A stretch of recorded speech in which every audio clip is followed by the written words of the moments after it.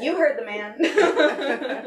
Welcome. Thank you so much for joining us. Tonight I'm very pleased to welcome David Haynes as we celebrate his latest book, Martha's Daughter. Let's get a hand for David.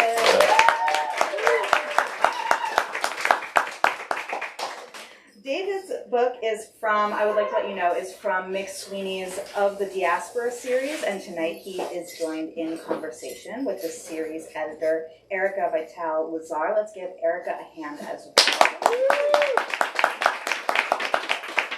Erica's joining us all the way from Las Vegas to celebrate David's book, so this is a very special evening. It's very special because you are all here too, and I really appreciate you all being here. Thank you so much.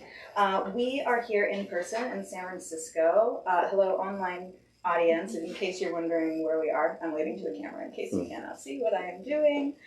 We are broadcasting from San Francisco. We open each of our events with a land acknowledgement, and so I would like to let you know that we are operating on unceded Ramaytush land. We think that land acknowledgement requires action of some sort, and so we encourage you to donate either your time or monetary means to an Indigenous organization each time you hear a land acknowledgement. There are many ways to participate in this project of rematriation, but one way is we usually direct people to the Ramaytush Ohlone Land Trust. We have details at the back desk in case you are interested in that. Very brief business before I let these two take over. Now's a good time to silence your cell phones if you have not already.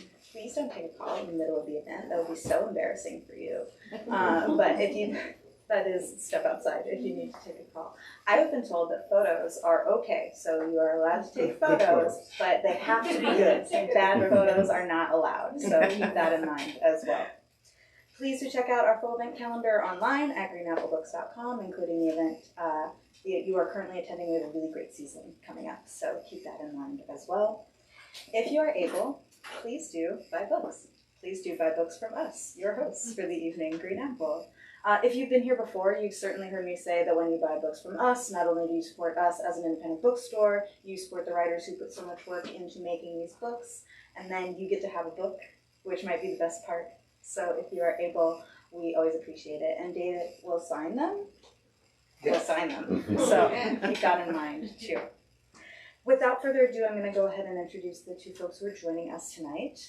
First, Erica Vital-Lazare is a professor of creative writing and marginalized voices in dystopian literature at the College of Southern Nevada.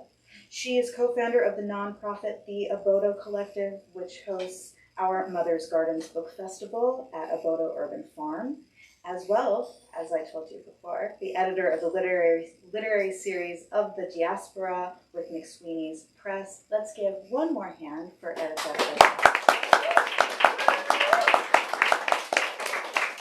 And last but most certainly not least, David Haynes is the founder of Kimbilio, a retreat,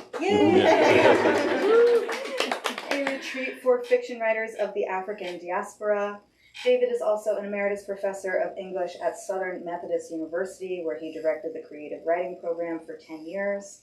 Since 1996, he has taught regularly in the MFA program for writers at Warren Wilson College. Warren Wilson alums are here.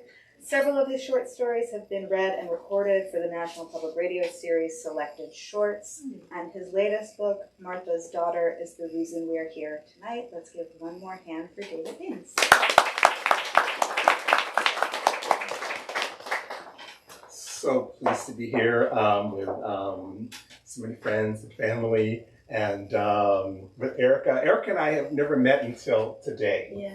We've worked very closely on this book, and I'm eager to speak with her about it, but she wants me to read a little bit first. So I'm indulging you. All right, so this is from the title novella, Martha's Daughter. Throughout her life, Mother had a recurring obsession with the buying and selling of hers and other people's unwanted household detritus. She was of the class of rummagers less engaged with profit and loss and more enthralled with the art of the deal.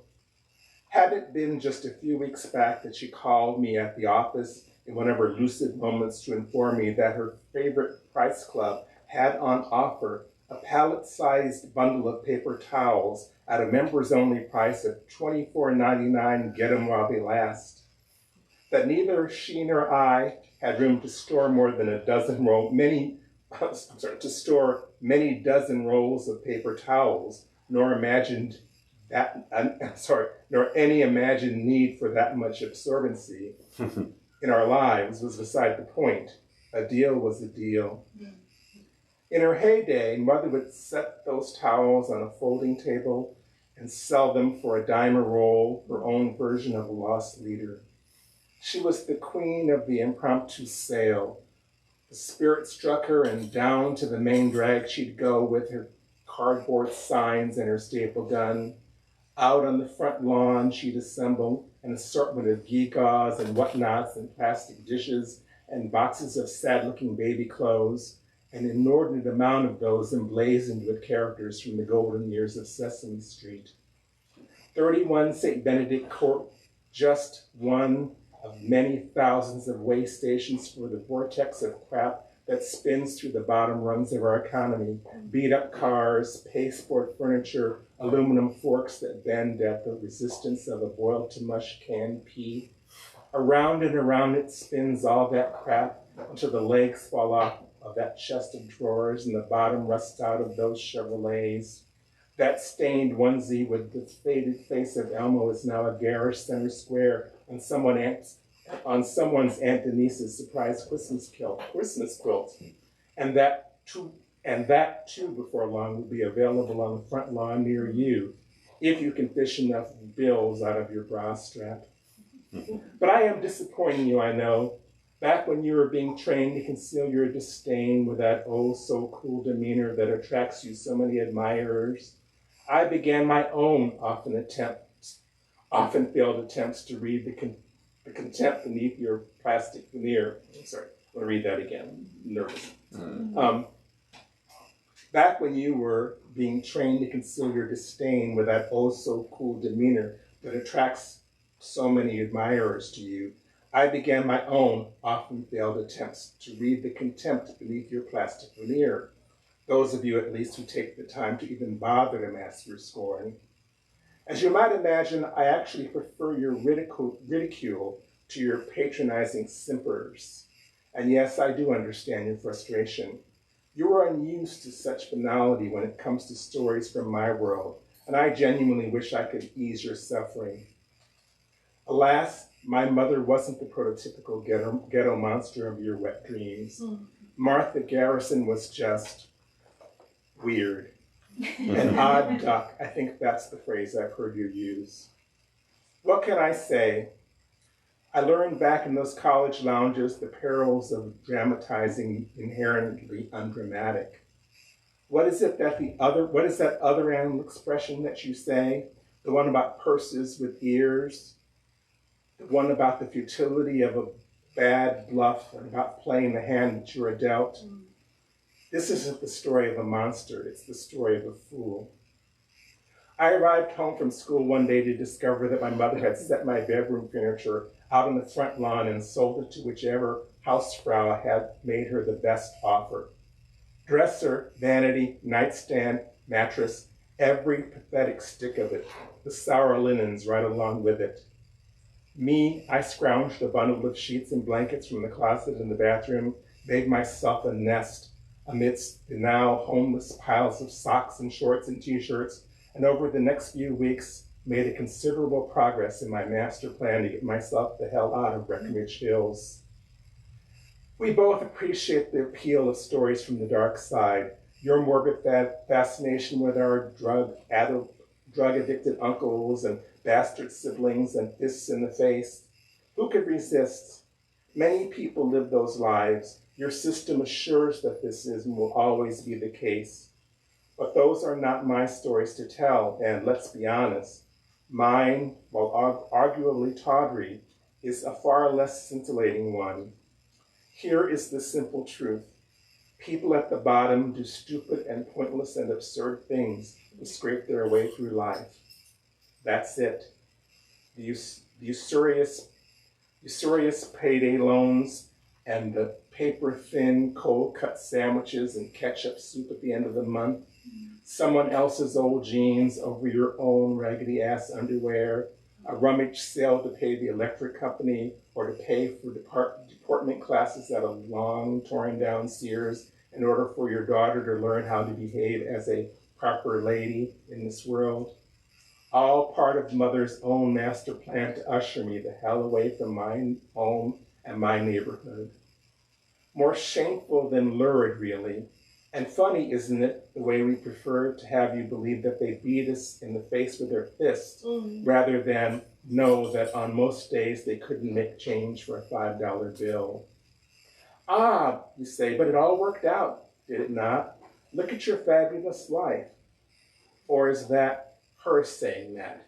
Martha Garrison, body not yet cold and already kibitzing from the beyond, nodding wisely and tossing a little wink in here or there to acknowledge the general consensus among us. I might suggest that she shut the fuck up for once, but haven't I incurred enough of your wrath?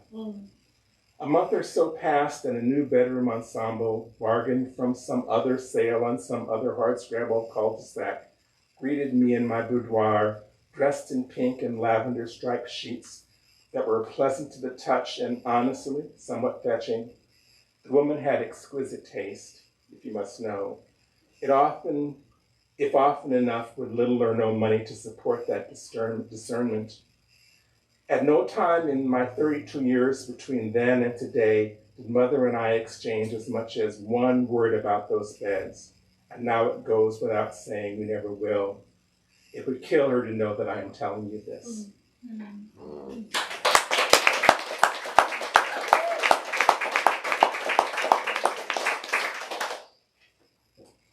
That is the section I most wanted to hear, but didn't expect that you would read. I mean, there's so much going on in that moment, David. The book is so tender. At the same time, if I could not be polite for a moment, it's so subversive in that I'm thinking about the beginning of Toni Morrison's The Bluest Eye when she announces quiet as it's kept, and then proceeds to tell a lot of the secrets that go on behind closed doors in community. And with this titular story, Martha's Daughter, you're telling a lot of secrets. This is not the story of a monster, but of a fool. That vortex of things, the attempt to have the American dream through the overconsumption of things.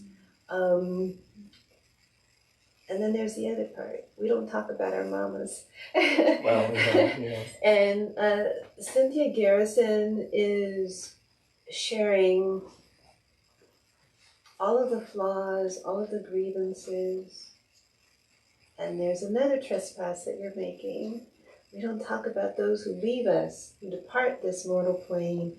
And so this is on the day of her mother's death. And this is her mama. And she's telling us everything. Who signed your permission slip to do that? I didn't know I needed to have a permission slip to do that. Oh. Well, that's such an intro. I thought we were going to save the hardballs for down the line. I think that, I sort of think that, like a lot of my writer friends, you sort of have to kind of just follow these stories where they take you. Yeah. And then sometimes, and maybe this happened to me, you get to the other side of a draft and you go to yourself and you say to yourself, can I really say any of this? Can you put this stuff out there? Yeah, I mean, now I'm worried about it. See what you did? That's the part that I enjoyed most, because you have to get inside of not only the characters, but inside of the folks that you live among in order to see these things and to share these things. That's often the mistake that we make with writers, is that we assume that it's based on your lived experience. I want to hear more about how you engage with, interface with, interact with the women of community, because you also tell, and this is the not polite part, if the other part seem like, because I'm just so curious and I love the work so much, and this story just sat me down.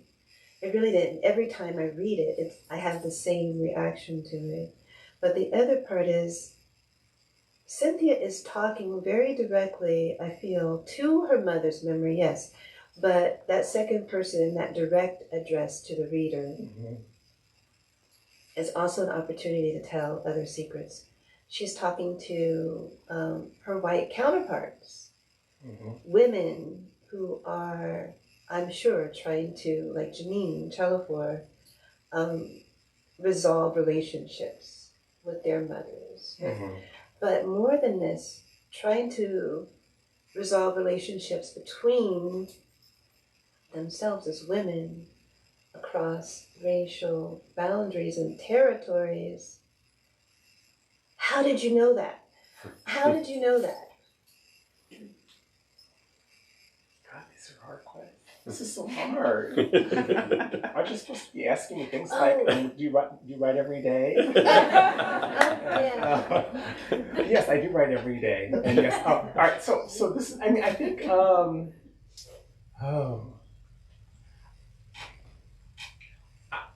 This. I have kind of a, regular answer to that question, then kind of a answer to that question. So I'll do the second one first, which is, Cynthia, the narrator, knows those things.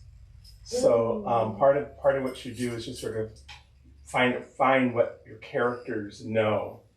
But I think that part of what you're responding to as a reader is the fact that Cynthia is she's directing her rage outwardly to people who she feels, well, to the world that she feels that her mother made her be a part of, right? And so that is happening in the narration, sort of simultaneously to her trying to come to terms with just the difficulties in their relationship, right? And so there's something, I agree, there's something really transgressive about her literally putting it out there, right?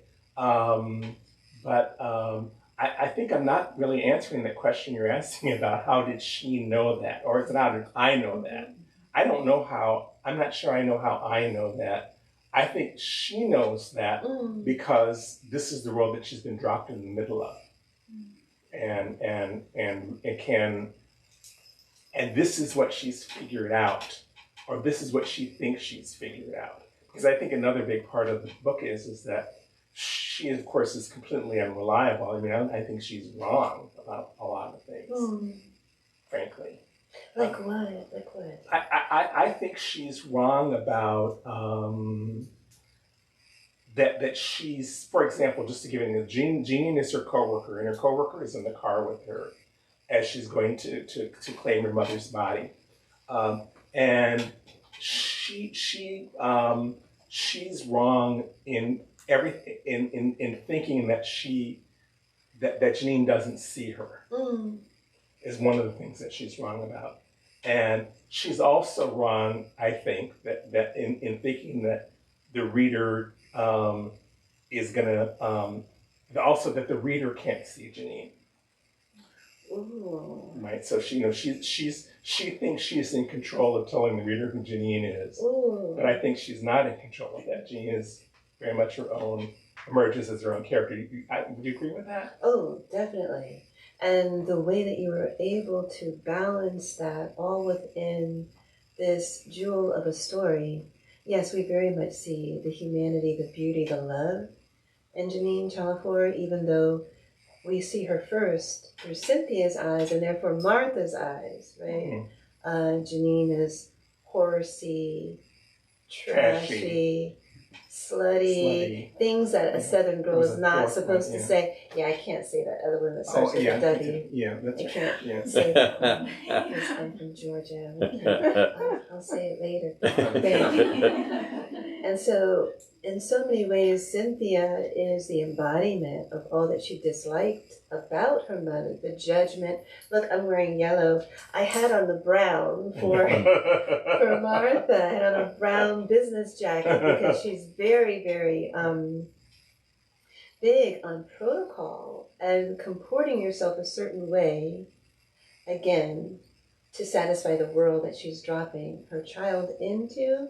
And I think that's what I really loved about this story that pulled me in, because you are speaking to a lot of the experiences that women of color have, which is this protective layer that is bestowed onto them early as protection from mothers who want them to succeed and to be proper and to be accepted.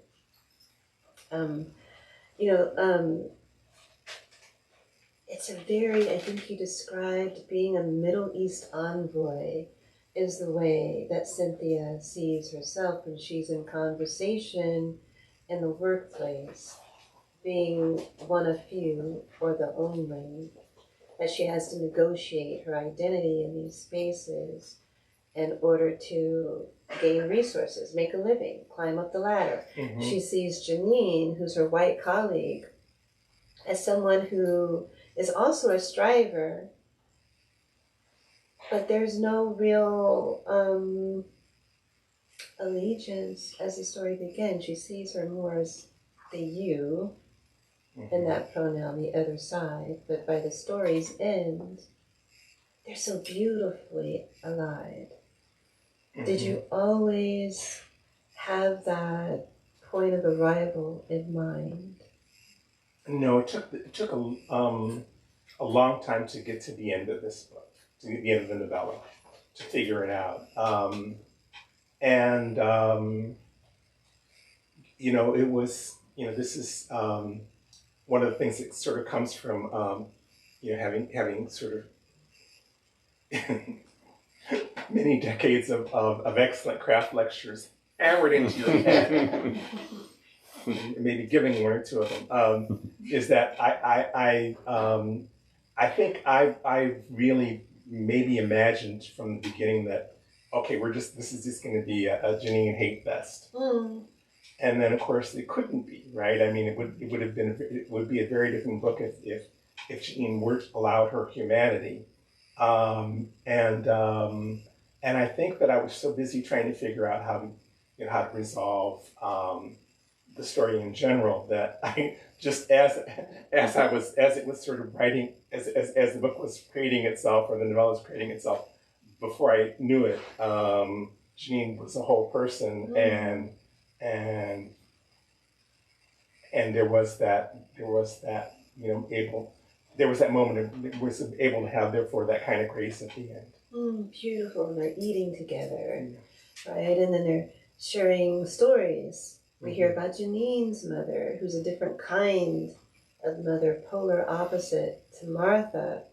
But also problematic in her own way. Problematic in her own, stealing boyfriends and all. You've got to read this novella if you have not yet. It's Janine has lived and talks about her life in a way that's almost like a telenovela, right? She appreciates the drama of it and the humor of it, and the connection that the two of them are able to make, talking about their mothers and then talking about their efforts to seek themselves and their own satisfaction in love and in intimacy. And of course, women always bond over that. And then to sit together, in a funeral home, an ultimate point of destination, I just thought was, I had not seen it in any other work before that moment. I think one of the things I love about Janine is that it's just such an interesting counterpoint to to Cynthia in that she, as you say, she's in on the joke. She's in on her own joke, whereas Cynthia's too. I don't know what she's too. I have to come up with the right word. But she can't see, even though she's constantly snarky and cynical. She's ultimately, she sort of sets her mother up as being this sort of bully and judgmental harridan, that she can't see that. In fact, one of the reviewers pointed this out, that that said that Martha is this sort of judgmental whatever, and then Cynthia is also this judgmental here, and in that position of judgment, she can't even see, she's sort of immune to her own irony in a way, which Janine isn't. Yeah. It's a beautiful partnership. Yeah. It's almost Thelma and Louise like, right? The way that they dash off the cliff of their own pre-held judgments about one another. It's just a very beautiful story. And I think I want to switch gears a little bit and talk about Breckenridge Hills. Talk to you about place. I was listening to a podcast recently with Wesley Morris. He was interviewing the creator Hannah Nicole Jones of the 1619 Project. And one of the things that Hannah Nicole Jones said about the project that was so groundbreaking was that they took the time to talk about Black space and traffic patterns and urban living and the disruption of urban living by gentrification. And so I want to hear about St. Louis, Breckenridge Hills, Kenlock, your association with those areas and what you're telling us about them. Well, that Breckenridge Hills is a suburb of St. Louis, and this is the quick gloss on this story. At the end of the Civil War, there was a general, General Breckenridge, gave his part of his property to a man that he had enslaved, and then he eventually divided it up among his, I believe, 5 daughters. And then in the 1940s, they decided to subdivide it, and then sold those homes to Black families from the city of St. Louis. My parents were lucky enough to be able to buy into it. It was a working class, it still is there, working class Black community surrounded by a working class white community, and but very contained in and of itself. And so I've always been, it's where I grew up, and one of the things that's always intrigued me about it is that it was in some ways it was like like growing up in a small town, but then the greater world is sort of around that small town, and for whatever reason, actually I think there are various reasons for this, but St. Louis County, outside of the city of St. Louis, had 6 of these communities, and that I know of, and Breckenridge Hills is one of the few that's left. One of them was taken by Interstate 64. One of them was taken by a Target store. Wow. One of them was taken. Kenlock was taken by the airport. That wasn't built, I understand, or has it been built? The runway was built, but then TWA left St. Louis, and there's sort of this big empty runway, which I still couldn't get my plane to take off on yesterday. We've got like 5 runways here and no planes. Let's go. But yeah, so, what was interesting about it is that people in each of those communities sort of knew the names of those other places, like Robertson. Actually, at the airport, there was a community on one side of it called Kenlock that's gone.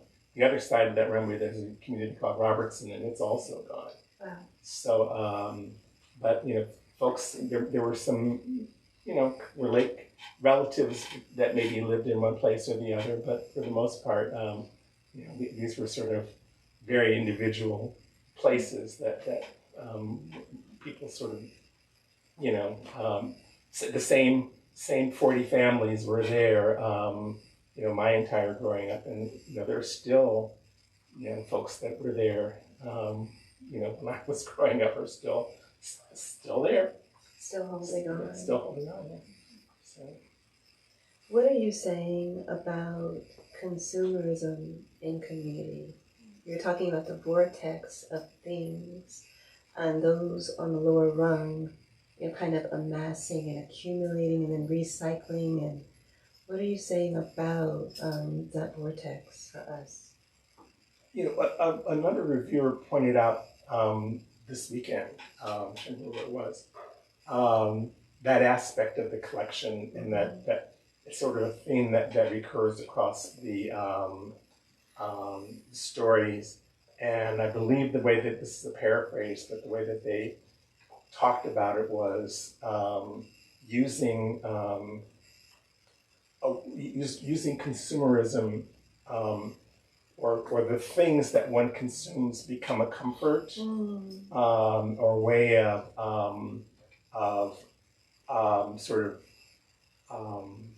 marking your place in a problematic world.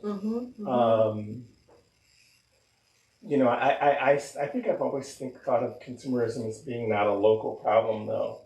I think it's a societal problem, right?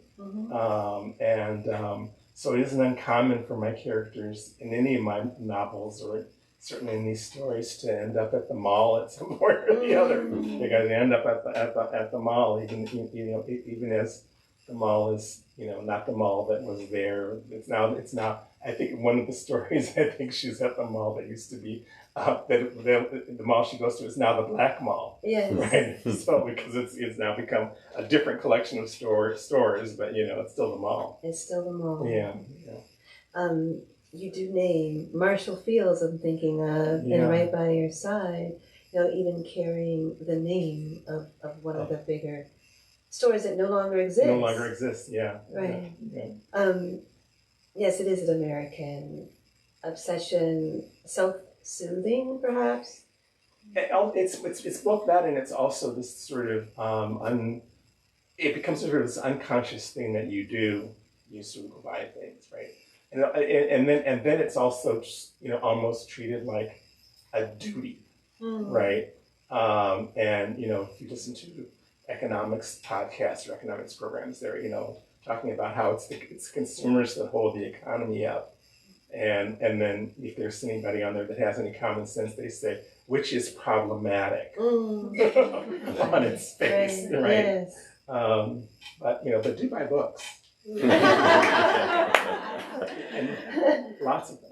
Lots of them. The only thing worth consuming. Only thing worth consuming.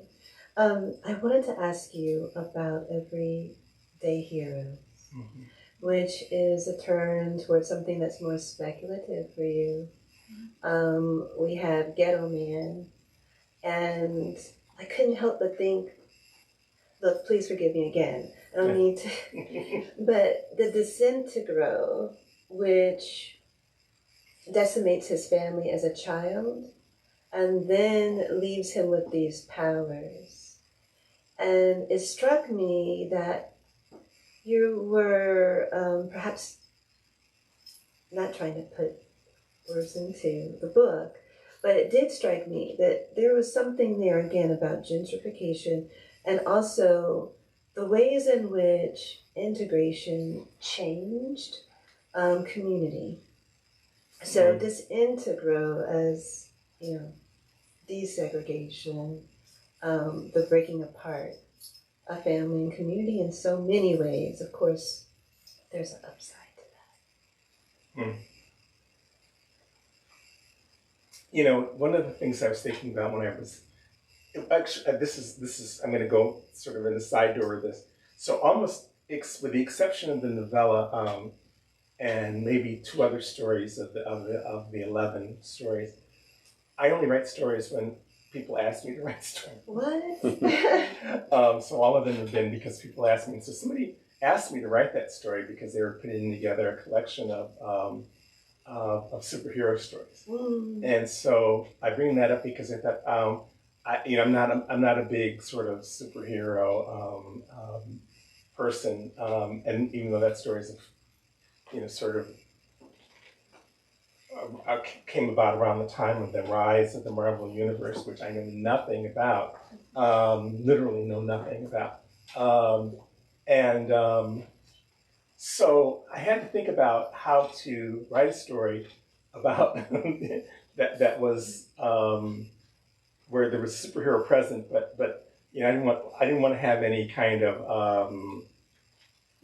superheroes require get up capes, and also back what do you call origin stories. Yes, all of those kinds of things. And but what's most interesting to me about that story is that Ghetto Man is more than anything else, he is that old person, usually it's an old man, sometimes it's an old woman in the neighborhood who is just standing out there in the street telling kids, pick up that trash. You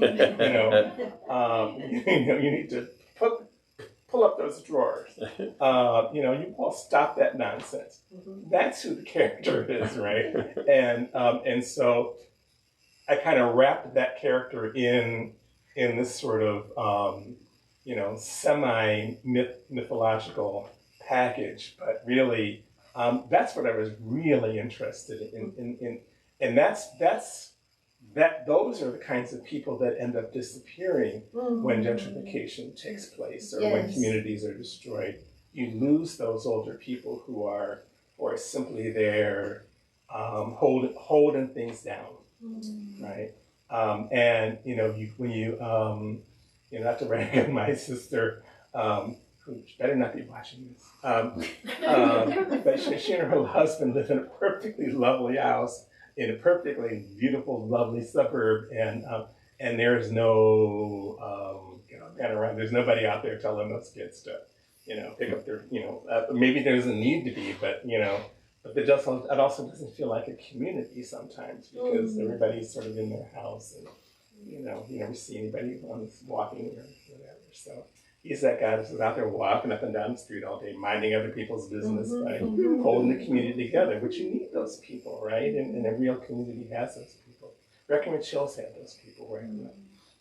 Actually, all the neighbors were like that growing up. So. That's where Martha finds her redemption as well. When we look at the weight of things, that lovely story, which a very brief glimpse into not the mythic figure who is neither monster nor fool of Cynthia's creation, but we get to see Martha for a brief moment as herself, even as she battles dementia and wanders into a neighbor's home. You get this glimpse. There's so much happening in that story, and it takes me back to Community as we remember Miss Wilson's husband, who would hold these neighborhood picnics, and they were an occasion to get community together. He's gone. We have Martha who's wandering.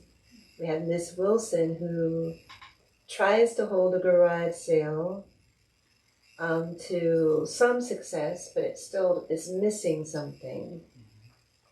I feel Martha brings what it was missing. Right. Martha actually understands the commerce of garage sales in the way that Miss Wilson doesn't. But she doesn't, and of course, what she's doing is she's grieving. She's just trying to get rid of her husband's stuff.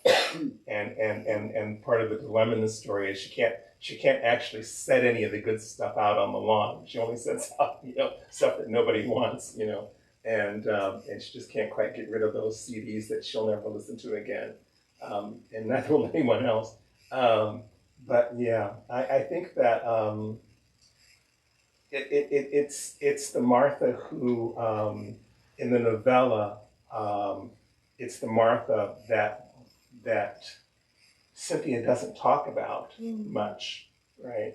and it's the Martha, who towards the end of her life is just aimless and has lost all the power that she had in the novella.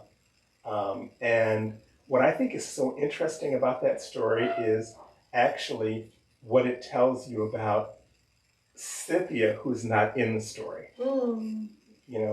Cynthia's, is maybe mentions her name once, that maybe she should call her daughter and have her daughter come and get her. But other than that, she's just not there. Mm. And I thought, but when you sort of think about all the ways in which her daughter speaks about her across this novella, and we don't really get this picture of what the end of her life was really like. Until that moment. Yeah. And then we also get a glimpse of what her early life was like, what powers she did actually possess. Yeah. Not just the powers she was attempting to enforce that were somehow empty, which is what Cynthia's spewing her grievance is about. She didn't get the real magic of this woman, and we don't get it until this story. And I just thought that was another one of the tender moments that you give us in allowing us to see Martha diminished in some ways, but so full of another kind of early and true power. The other thing I love about that story, the way to things, is that I think this was the other thing that's just true about a neighborhood like Griffin and Chills was that, and of course, we learn from the perspective of the narrator, of the main character of the story, Miss Wilson, that her husband the door was always open. Anybody could come in, right? And people were always in and out of each other's house. And now that she's grieving her husband was gone, we found out that she was never that person. She didn't want, all these people was too much for her. But Martha literally walks right in and sits down, makes herself at home in this woman's house, I'm really interested in that another kind of thing that gets lost in as communities become fragmented and or alienated, is that not only is it rare for adults to be in and out of each other's house without making an appointment 6 days in advance, but kids kids were just wandering in and out of each other's houses all the time, and that's not much of a thing anymore. No, not at all. We have to make an appointment to make an appointment to see one another. One of the things that Mr. Wilson says beyond the beyond is we have to do right by one another.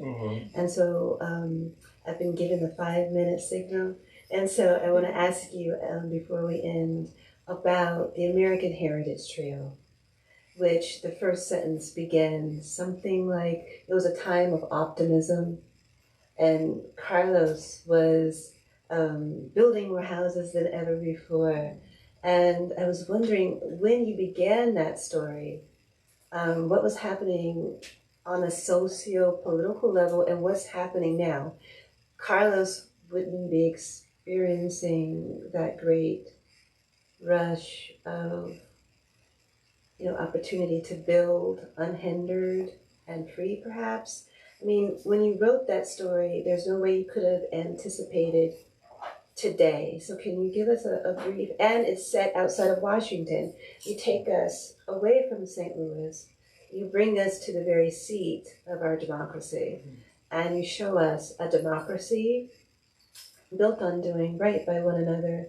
I want to know when you started that story, and when you finish that story, and what that story says today. So just to give people a little background on the story, so Carlos and the narrator of the story, the central character, is not Carlos, but Humphrey is the central character. Thank you for reminding me. Too many characters. And they all live in a rundown motel, and there are all kinds of rundown motels like this that are on Route 1 near, sort of between the Beltway and Mount Vernon. And these were all old tourist hotels. And there's a similar sort of, well, actually near any sort of a place that's a tourist trap or where there's some sort of attraction like that, there are these places like this where now there are all the fancy hotels that are either in the resort, outside of Disney World. There's in Kissimmee, there's these rows of rundown motels. And there's a great movie about them, which I'm going to recommend. If you haven't seen the movie of the Florida Project, please watch the Florida Project. It's a fabulous movie. Anyway, the part of the story is that Carlos runs the, he's one of the characters, and he's in doing construction work, and that's where he houses his employees. And the idea here, let me just say, to get to your question, the reason that ICE is at the Home Depot is that's where Carlos picks up his workers, right? When his workers get arrested by ICE, right? So I guess I don't want to leave us on this note, but I'm going to say this, but the horror of the moment is the horror that's been going on. It's still going on, and that is, at this level of the economy, the construction industry, particularly in Texas, where I was, we lived for a long time, that's how houses get built. They go get the workers, they bring them in, they steal their wages, they call ICE, ICE comes and gets them, takes them back to the border. Now they're brought back up, they built some more houses.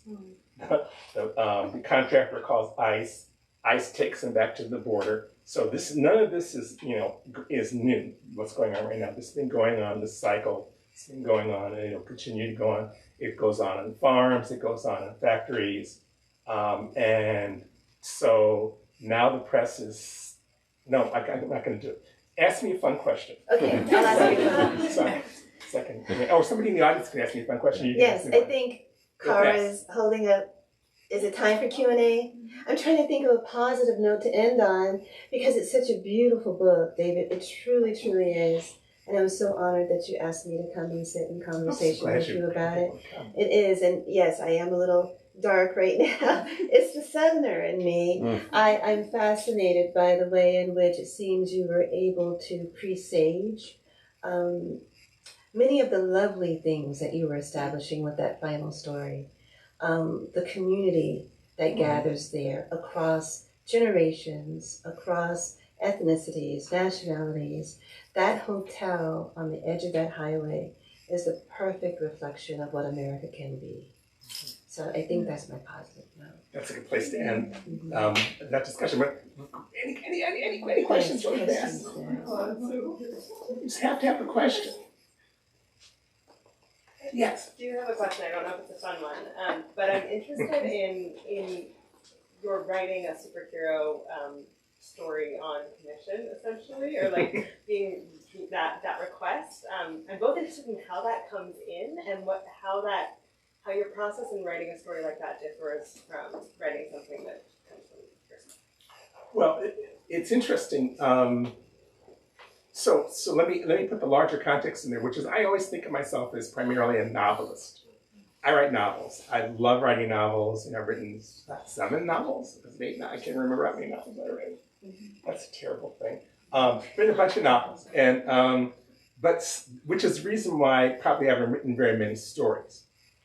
So when someone calls me up, or when somebody says, "Hey, would you write a story?" It sort of is a reason for me to exercise that muscle, and which just doesn't get a lot of exercise. And so is it?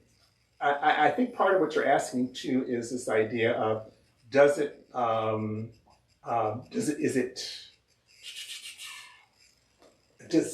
actually I know how to answer this question. Right? I think what you're really asking about is constraint, maybe. So when somebody says, write this, and it has to be about this, and maybe sometimes they say it has to be about this long, no more than 5,000 words, whatever. Those are all constraints, right? And constraints, I find constraints really useful and helpful. And that's actually also why I write novels, because novels also have, novels are a very constrained form. Fight me about that. And that's another lecture for another time, but novels are very formally constrained. So I'm good with constraint. So. Any other questions? You have someone from home who's here too, you know? I don't mean to put you on the spot. This is so beautiful that she lives here, but her family's, she's from St. Louis, and so we were often together at my sister's house. Right. So, so yeah. There's a question. It's so rare and exciting to get to see an editor with an author. Were you guys always in total agreement about story order? I'm going to answer this so watch me flatter. This is everyone's dream editor, right? So our conversations were really about by the time the book was contracted and we were at this part of the process, it was in pretty good shape. And so our conversations were really about really digging into the depths of what was going on in these stories, so that when it was time for that final polish, I could really give it that final polish with being really having a real clear vision from the editor of what was going on in the entire book. So that's a very different process that I think happens with maybe with a novel, because in this case, again, the stories sort of were at that point. Is that fair? Yes, I think so. And I feel as though I was, my job was just to read good work and have conversations with you about how to best frame what was already stunning work. I think that's what my role was. I think we have one more question. One more. Yeah. Priscilla. You talked about wanting to sort of flex the short story muscles. I would love to hear a little bit about how that felt for you, writing short stories again. What were the muscles you use as a poet? Like, I don't know anything about those differences. Like, what do you feel it brought out or allowed you to do that was different than your novels?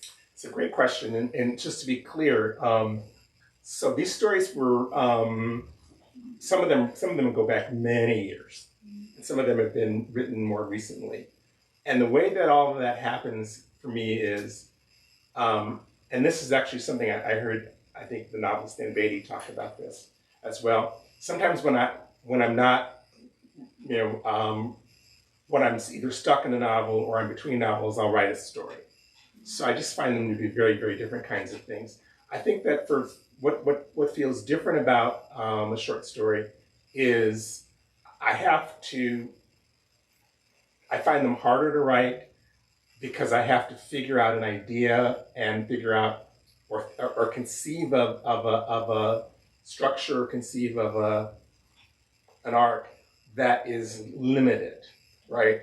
Because as a novelist, my tendency is, I'm just going to keep writing. I'm just going to keep going. Yeah, sure, another 100 pages, sure, right? And so, but you can't, with the novel, with the short story, you got to stop, right? So but then he's going to say this, and this, I'm just going to leave you all confused about this. So then the other part of that, though, is, as I said, I'll die on this hill. Novels are much more formal and therefore, to me, much easier to write. Stories, you can do anything in a story. So you got this space and you can do anything you want to in that story. And as long as you figure out how to land that plane in some useful way in 20 pages or 10 pages, you're fine. The shorter the story, the harder it is for me to write. So I don't think I rarely ever have gotten out of a story under 20 pages. Paige? Can I just sneak in a question about the novella Sure. form? Because it's, like, what is your definition of it? And Martha Sutter's a great example of it. But what is a novella? What's a novella? It's longer than a short story. And it's shorter than a novel. It's shorter than a novel. One of our colleagues at the MFA program defined it this way. I think it was CJ said that. Actually, I think that this sort of fits this novella. He said novellas are about. He said they're about. They're containers for expanded moments of grief. I don't think that's a good answer, but I'm going with it. I'm sticking with that answer. So. They're containers for expanded, and he says all the great novellas that are out there, that's really what they're about. They're really about grief and sort of, you know, rather than distilling it down, which you would do in a poem, you're kind of blowing it up. But it can't quite go to the novel length because there's not because it would fall apart. Martha would fall apart if it had been longer. Yeah. It's really just about the right length. You sort of have to get to that moment of grief. Beautiful. I think that's a beautiful point to end on. Thank you, David. Thank you.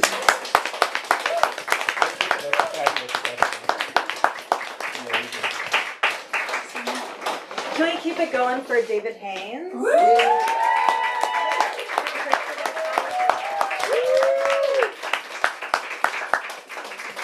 Thank you so much, you two. This is a true delight. I really appreciate it. There's something radiating from over here, and I think we all felt it, so I'm really, really grateful. I will be brief and let you know that we have copies of Martha's Daughter available at the front register. You can find them there. David is going to be signing here. Let's give him a beat. Get comfortable before we hop into signing. Give me a silver Sharpie. Yes. Yes, I think we have his name. Ask any showers.